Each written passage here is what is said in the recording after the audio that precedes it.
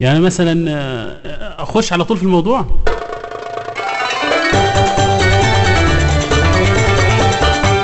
بقول لك 10 اغبياء ماشيين ورا بعض وقعوا في حفرة واحدة. مأذون مش لاقي شغل طلق مراته. 2 بلدياتنا بيلعبوا شطرنج، الاتنين خسروا.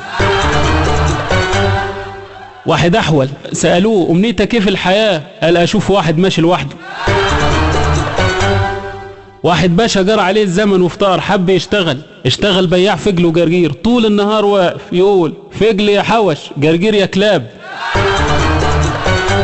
يقول لك 2 مساطيل واقفين مع بعض، واحد بيسأل التاني هو النهارده ايه، السبت ولا الحد؟ رد عليه قال له الاتنين. قال له ما شاء الله، هما بقوا سوا.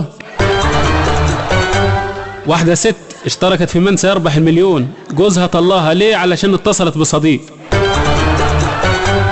فيل اتجوز نملة، اهل الفيل عرفوا قالوا له لازم تنفصلوا عن بعض. فالفيل زعل قوي، راح زعلان النملة وقال لها الموضوع كذا كذا. قالت له طيب احنا ممكن نسيب بعض بس الفيل اللي في بطني.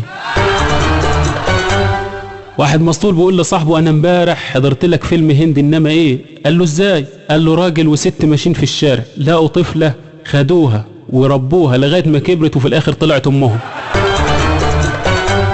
واحد غبي راح يخطب واحدة، فوالد العروسة بيقول له احنا عايزين مهر 20,000 جنيه. قام الغبي قال له ده انا قدامي واحدة على 5000 وحامل كمان.